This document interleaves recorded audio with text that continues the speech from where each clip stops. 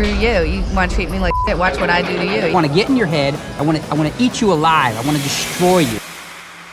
First, it looked like Annie Duke and Daniel Negreanu were on track to become poker's ultimate power duo, two brilliant minds taking over the high-stakes scene together. But somewhere along the line, things went south.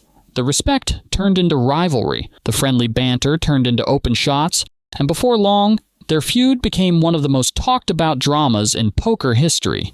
Even decades later, the bad blood never really faded. When they see mainstream people talk about her in this positive light, and they're like, do you realize the scams that she was involved in? So what exactly made Annie Duke grow to despise Daniel Negreanu?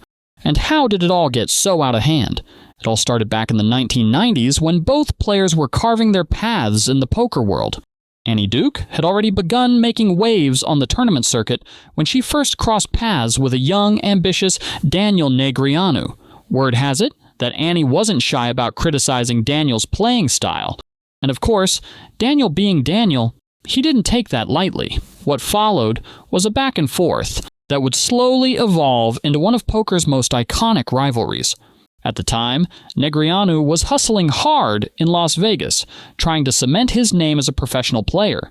He was also an active voice in the legendary online community rec.gambling.poker, the ultimate hangout for the game's early internet era greats, including names like Chris Jesus Ferguson and Howard Lederer.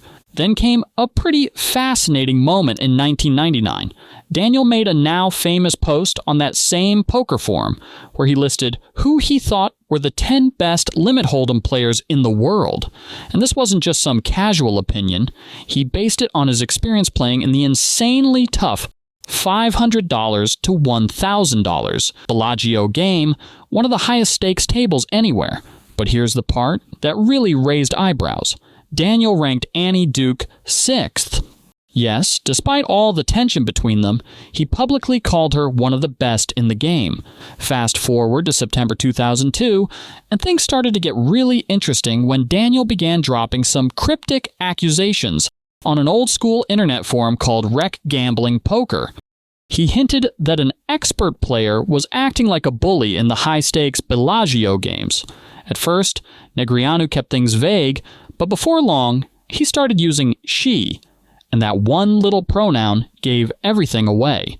It didn't take long for people to realize exactly who he was talking about, Annie Duke. Her brother, Howard Lederer, caught wind of the comments and was not having it. Later that same month, he fired back with a fiery open letter aimed right at Negreanu. In it, Lederer accused him of launching a smear campaign against his sister and listed out all his grievances. Negreanu allegedly called her Annie Puke, was obsessed with another female pro, Jennifer Harmon, and had an unhealthy craving for attention. Lederer didn't stop there. He even claimed Negreanu mocked Duke's clothes and called her disgusting. He ended the letter by saying he wanted nothing to do with the Canadian pro, unless it was across the poker table.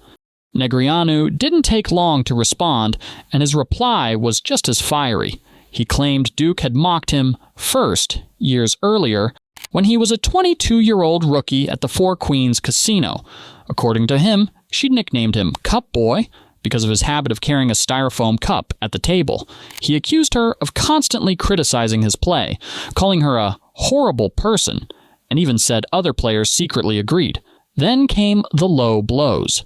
He accused her of wearing the same dirty clothes and walking barefoot around the casino, saying no one wanted to sit in a chair soaked in urinated foot sweat. It was brutal. But the drama didn't stop there. A few months later, Negreanu went back to the forums with an even longer post, listing 7 reasons why he thought Annie Duke was bad news. He accused her of angle shooting in poker games, basically breaking unwritten ethical rules. He claimed she peeked at players' cards, swore on her kids that she hadn't, and even once picked up a folded hand just to look at it. He alleged she stole seats, overreacted in tournaments, and treated him terribly when they first met. Negreanu finished the post by saying that once he became successful, Duke suddenly started being nice to him, a move he clearly didn't buy. Of course, Howard Lederer jumped back in again to defend his sister. That's when things really crossed the line. Negreanu sent a vicious email directly to Annie Duke, calling her a dizzy and saying that if anyone asked whether she was puke, he'd tell them yes. It was an ugly moment in poker history. Eventually, things cooled off, at least a little. Lederer and Negreanu managed to make peace over time. They could share the same poker tables again without open hostility, but with Annie Duke, that tension never really disappeared. Years later, those old forum posts resurfaced on the 2+2 poker forum, dragging the feud back into the spotlight. Negreanu addressed it in a blog post, admitting the comments were nasty and saying he was embarrassed by how he'd behaved. He explained that he's always been outspoken, but acknowledged that judging others isn't his place. While he didn't exactly apologize, it was clear he wasn't proud of that chapter in his career. As for Annie Duke, she mostly kept quiet through all the drama. When her autobiography, How I Raised, Folded, Bluffed, Flirted, Cursed, and Won Millions at the World Series of Poker came out, she only gave Negreanu a quick mention, calling him her online tormentor. And just when everyone thought the whole thing was finally done, it wasn't. In July 2010, fate, or perhaps just the seating chart, placed Daniel Negreanu and Annie Duke side by side at the WSOP Tournament of Champions. Everyone expected fireworks, but surprisingly, the table stayed calm. No sparks, no words exchanged, just tense silence. But only weeks later, the calm gave way to chaos. Negreanu gave an interview and reignited one of poker's most infamous feuds. It all started with the WSOP Ladies event, a tournament that always split opinions. Negreanu publicly supported it, praising the fact that over 1,000 women had joined the $1,000 buy-in event. He celebrated it as a welcoming space for women to play, and even mentioned his assistant Patty, who looked forward to it every year. Then, in his blog, Men Playing in Ladies Events, he blasted male players, like Sean Deeb, who entered the women-only tournament as a protest. He also took a jab at Annie Duke, asking why 1,000 women should miss out on a good experience just because Duke and Deeb disapproved. Duke, who had always opposed the ladies' event, responded with a thoughtful but firm blog post titled, "The Ladies' Event Redux."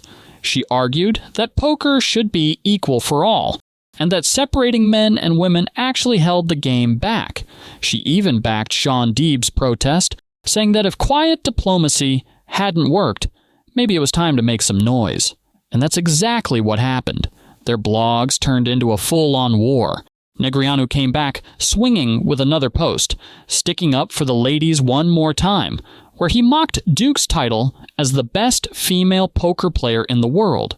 He accused her of hypocrisy, claiming to want equality while embracing a gendered title. He even quoted a female reader who said, "If women don't have the right to congregate amongst themselves, then they are not truly free." Duke quickly clapped back with last post on ladies' event, calmly dismantling Negreanu's arguments one by one. She explained that she trained female players herself, helping them gain confidence to compete in open events. She ended by saying she was done with the discussion, and to her credit, she was. Negreanu, however, wasn't finished. That same day, he posted again, calling her out and the best female poker player in the world? Really? It was clearly a dig meant to provoke her, but she didn't bite. A month later, in a European interview, Negreanu dropped the now infamous FT acronym when referring to her, setting off a firestorm. The quote spread like wildfire online, and Duke responded on Twitter, saying she welcomed criticism, but not abuse. PokerStars, Negreanu's sponsor, initially brushed it off, saying he was encouraged to express his views freely. That didn't sit well with Duke, who fired back with an open letter to PokerStars. She made it clear that this wasn't about opinions, it was about respect. She slammed PokerStars for using the word encouraged, saying it implied they approved of Negreanu's slur. The backlash forced the company to release an official apology, distancing themselves from his language. Howard Lederer, Duke's brother, also weighed in, calling Negreanu's comments Neanderthal. Even Tony G, famous for his own trash talk, offered to mediate the feud, suggesting the pair take a vacation to cool off. Soon after, the drama mysteriously died down, likely thanks to some behind-the-scenes pressure from industry bigwigs. But the damage was already done. Poker's image took a hit, and Negreanu's insult became a dark footnote in poker history. Negreanu later admitted to saying the comment, but insisted he thought it was off the record. Still, he never apologized to Duke. Over time, the feud expanded. He repeatedly criticized Ultimate Bet, where Duke worked as a consultant after it was rocked by a massive cheating scandal. When she launched the Epic Poker League in 2011, Negreanu mocked it as doomed to fail. And when Duke was nominated for the Poker Hall of Fame, he unleashed his most brutal attack yet, questioning her integrity and even joking she belonged in the Hall of Shame. By 2012, Negreanu's hatred was public and unfiltered.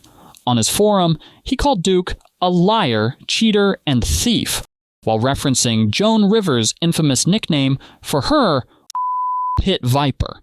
With her brother tied to the full tilt poker scandal, Negreanu had even more ammunition. Today, the dust has long settled, but the bitterness remains.